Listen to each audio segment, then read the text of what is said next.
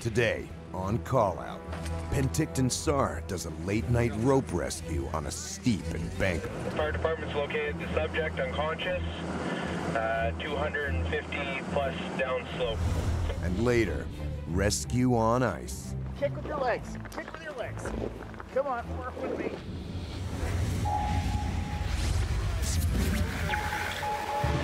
Sunday, 7:51 p.m.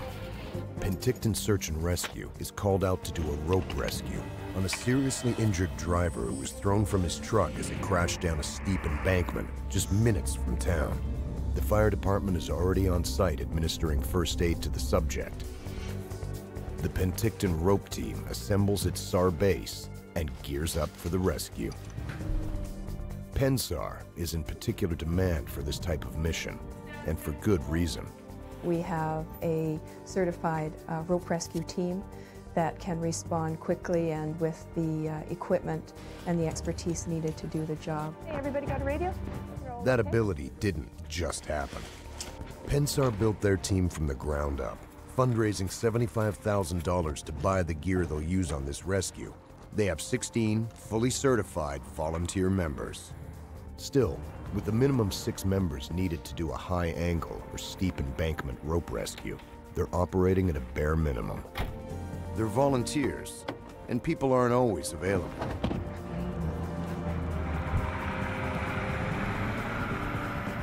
The trucks roll out of the SAR base and head to the accident site.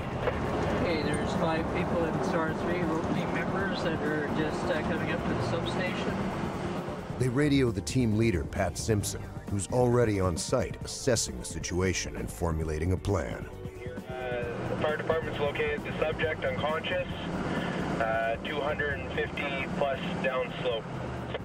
While it's only a few minutes' drive from the bright lights of downtown Penticton, it's an eternity for the team. Over the bank and into the darkness, a seriously injured person needs their help. Local firefighters are administering first aid to the unconscious subject. They need the rope crew down there now to haul the driver out so they can get him to the hospital. The crew sets to work swiftly and calmly. It's important that everybody stay focused and calm and do their job professionally. We remind all our team members that it's not our emergency, it's our job. And that way we're able to do it effectively and safely. Belay ready? Attendant ready? The team stays sharp, training year-round on their climbing tower, as well as local cliffs and steep embankments during climbing season. The nearby Skaha Bluffs is one of the most popular rock climbing destinations in British Columbia. The thing about harnesses, if they're comfortable, they're not on right. We're not out there doing a rope rescue every day, so we have to train in order to keep our skill level up so we can perform our duties as safe as possible and as effective as possible. Back on site, the team is in high gear. Team leader Pat Simpson has strategically positioned the rescue truck for best angle and needed workspace. The stretcher is being rigged in preparation for hookup to the load and belay lines. Attendants don their gear and get ready for attachment to the stretcher. They set up the rigging to their specially built rope truck. The fire rescue people were under the impression that they were down about 250 feet. We had a 600-foot rope. It starts out, we do what's called a drop loop, so we double the rope, which means we only have 300 feet of rope. The team is going to use 3 separate rope systems to do the rescue. A 600-foot load line is run through a pulley on the front of the stretcher and then back up and through another pulley. Then it's attached to a haul rope system of pulleys that create mechanical advantage. A 600-foot belay is hooked onto the stretcher as a backup safety line. It will automatically take the weight if the load line fails. A brake rack on the load line controls the speed at which the stretcher descends down the embankment. PennSAR is using a 3-to-1 system for this rescue, and with 6 people pulling, it's like 18 people with the mechanical advantage. The 3-to-1 system means that for every 3 feet of rope they pull, the stretcher comes up 1 foot. From time to time, the haul line system needs to be reset before hauling can continue. All lines are anchored separately for maximum safety and backup. If an anchor lets go, the stretcher and team could tumble down the steep embankment. With this many ropes in play, everybody has a role. Cindy Smith is the designated safety officer. I am going to go around and make sure that each station is set up properly and safely. All the lines are hooked up and ready to go. The team attaches a wheel to the stretcher to support the weight of the load and make the trip smoother. Okay, delay ready? Ready? Load ready? Load ready. Ready? Ready. Stretcher attendants Rick McKelvey and Frank Wolfinger steady the rig as the crew lowers them down the steep bank.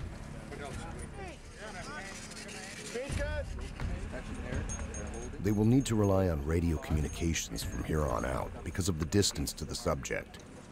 Frank and Rick will be in the dark most of the way. The edgeline person is the eyes and ears of the team leader, looking and listening for any sign of trouble or needed assistance. Down below, the attendants are finding the terrain very challenging. It's a very steep slope. The footing it goes from sandy to sagebrush. There are logs in the way that the stretcher has to be lifted over with the wheel. They skillfully navigate their way down until the stretcher attendants are nearing the end of their rope and they haven't reached the subject yet. 60, Bob, 60 feet. Ooh, 60 feet. They're 60 feet short. We're going to have to add some rope into the system, which means tying a knot on to the initial rope and passing that knot through the brake rack system. Ready for down slope? Attendants ready, down slow. Down slope. No. The attendants are slowly lowered down the last few feet to assess the subject. He's lying face down, unconscious on a steep incline. It's a challenge to get him onto the backboard while keeping his spine straight. The team gets him up and package him on the stretcher. Go ahead for team leader. We have the subject secured in a stretcher on the wheel, and we're waiting for you to raise us up.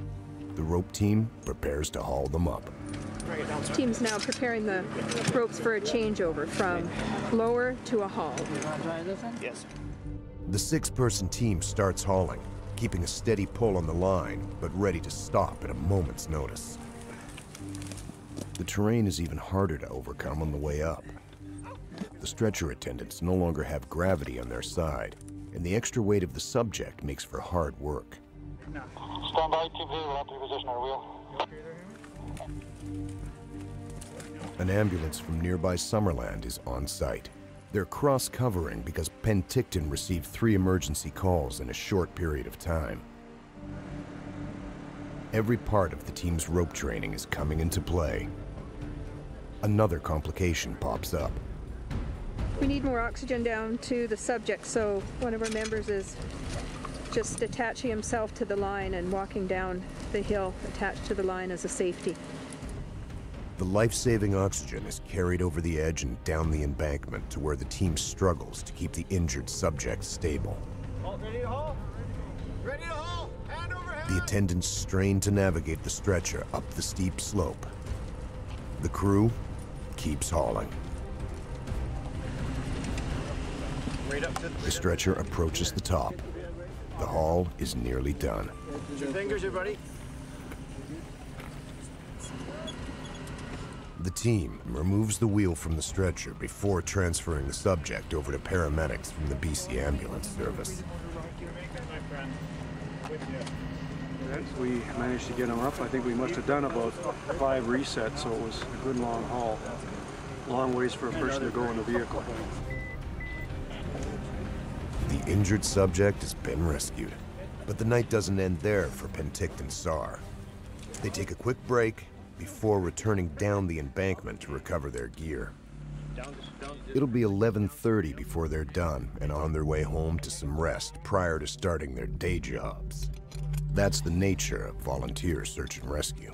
You do your job, you get your equipment back together, and you have to be ready for when the pager goes off again, which could be in days or weeks, or it could be later that night. 3 days have now passed. A towing crew arrives on site to pull out the truck. In the light of day, we see the distance traveled by the crew that night and the crucial role they served. Unfortunately, despite their efforts, the subject succumbed to his injuries a few days later. It's hard on the team because they felt good that they were able to get him to help when they did.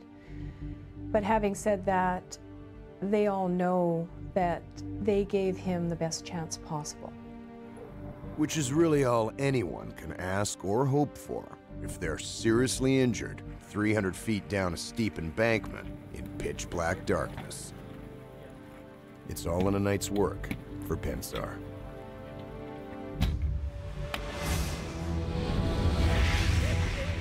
Now, ice rescue. Kick with your legs. Kick with your legs. Come on, work with me.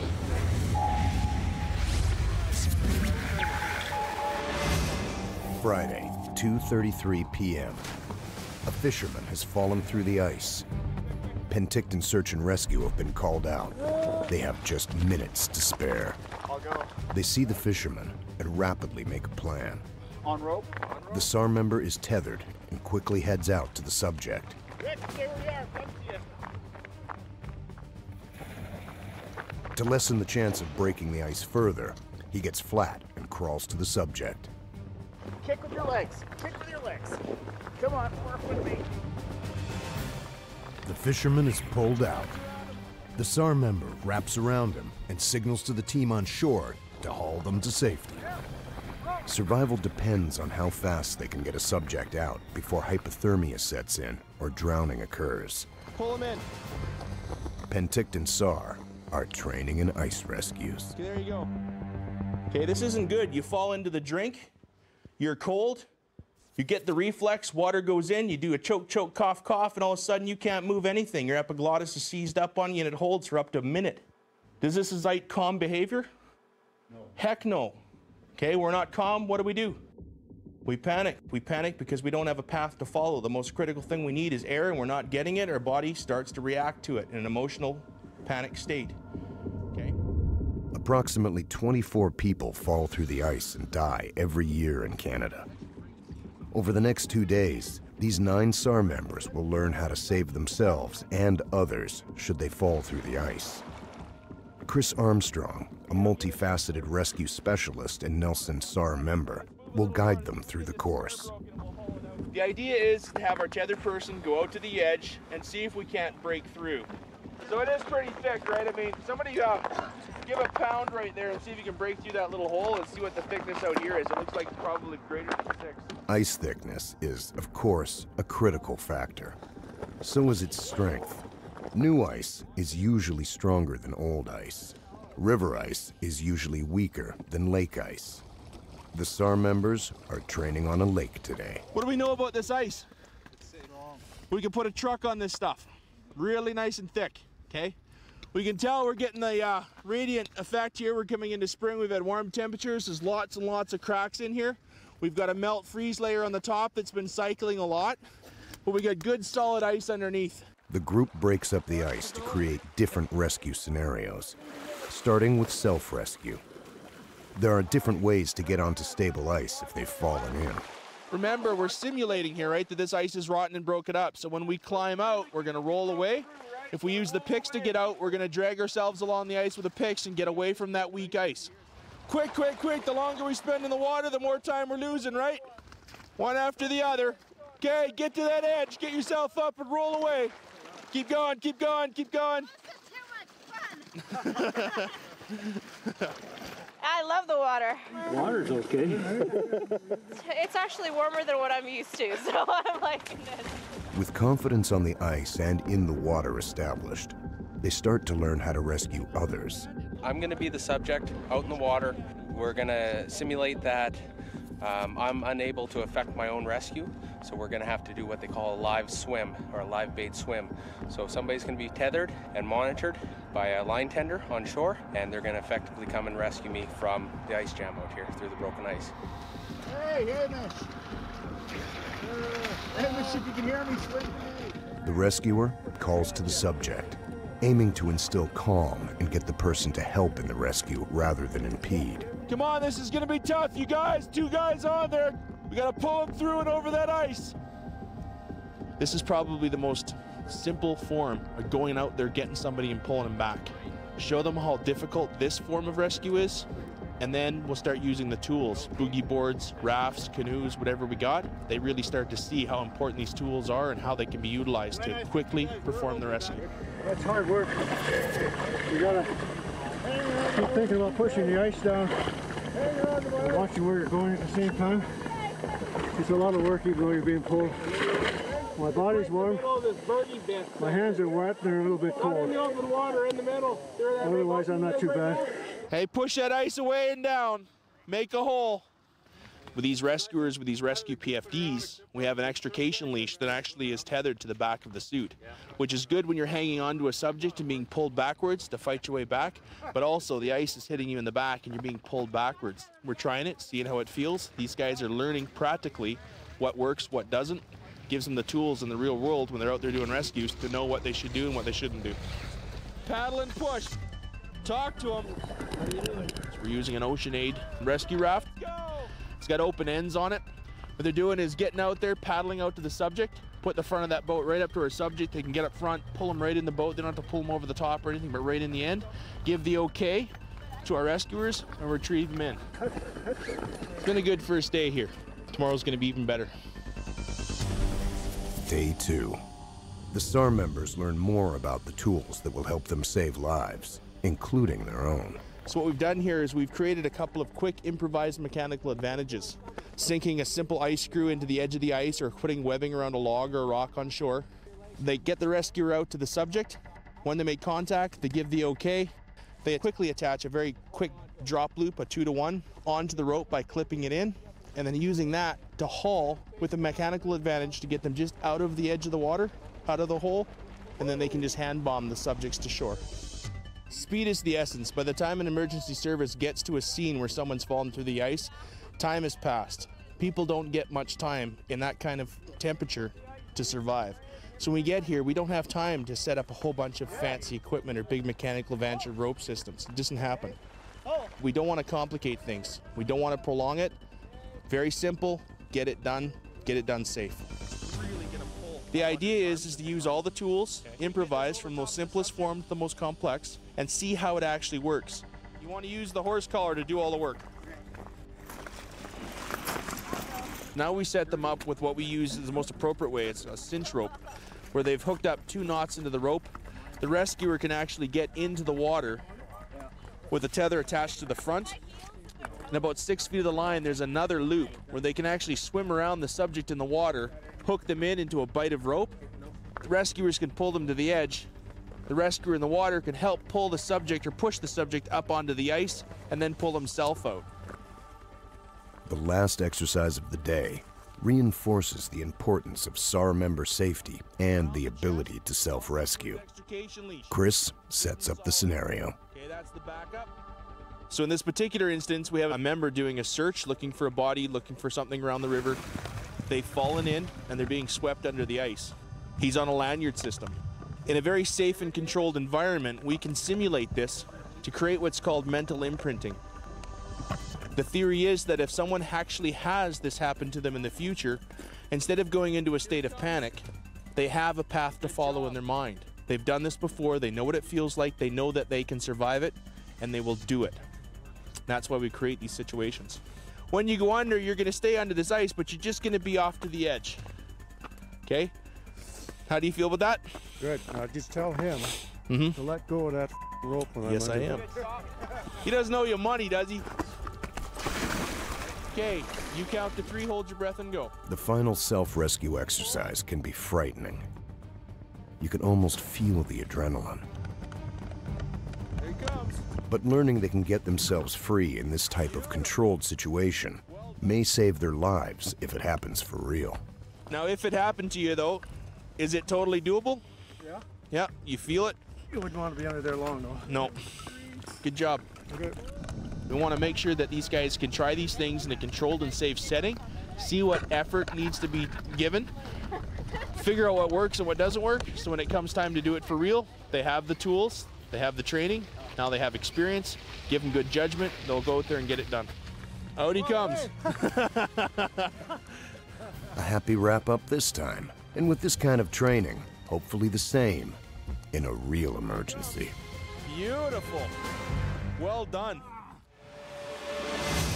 Callout Search and Rescue features real stories filmed live by search and rescue teams during actual missions.